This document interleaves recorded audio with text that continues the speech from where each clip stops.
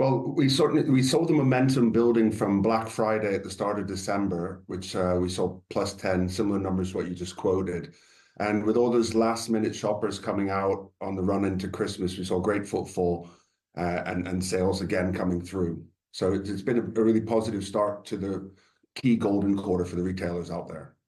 So that's interesting because, Bruce, I've read data that says footfall was down. I look at a lot of the retailers, even the blue ribbon retailers, and they've been under a little bit of pressure. The nerves around this reporting season, very interesting. Now, you're not here to talk about whether the retailers are going to beat expectations or not as well, but the footfall, how good a barometer is that, given we've just had a package with our expert on it in the States talking about technology and online shopping? Is footfall a good barometer anymore?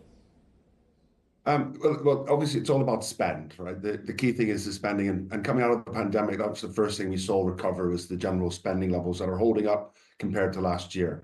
Sometimes that mix can shift between categories, be it fashion, or we've seen growth in health and beauty, where brands like Sephora re-entering the UK market have really invigorated things. We had at Blue Water, we had over 750 people queuing up overnight for the grand opening of Sephora there, which just shows you when you get the right proposition, the consumers are responding and they're coming out and spending. Seriously, don't talk to me about it. I've got teenage daughters, Bruce. Sephora is the bane of my life, I can assure you as well. Now they know that there's a Blue Water as well. But it is amazing, isn't it? How a retailer, a group such as Sephora, can create a buzz around it as well. Look, I didn't have the pleasure of getting to Blue Water, which for our international audience and our US audience is a big, big mall down in Kent. It's an old chalk site, I think it was, or a chalk mining site. Anyway, it's a phenomenal success by and large as well.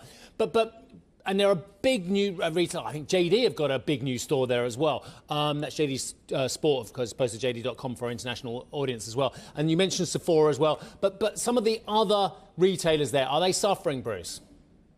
No, we're seeing great performance from the likes of M&S, who have a great run, as well known out there. Recently at Blue Water, we announced the upsizing of Next, who are tripling the size of their floor space and going into a House of Fraser's department store and repurposing it. So we're seeing, and that leasing momentum is carrying through from this year. We're seeing it in our pipeline with great demand, whether that's in Cardiff, where we have the beautiful St. David's shopping centre, up to Trinity and Leeds. We're seeing this momentum carry on through the year. Yeah, I actually went to the St. David's one fairly recently as well. I was running down there. It is lovely. I agree, Bruce, as well. Look, it will not be lost on you two things. One, your shares are down 17% year to date. And two, we have a Labour government that there are questions about their stewardship already of the UK economy as well. You sound very positive, Bruce, and I'm really pleased about that as well. But why do you think your shares are under so much pressure? Why do you think there's so much concern about what this government has already done economically and what it means for the consumer and what it means for people who are trying to build retail? Because a lot of their employees are at the lowest end of the spectrum of the employment cost market as well. And their costs have just gone up through the roof, a lot of these retailers. Yeah. A lot to unpack there.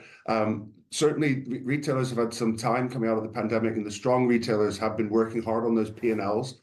Of course, the recent news is challenging for particularly some sectors like in F&B.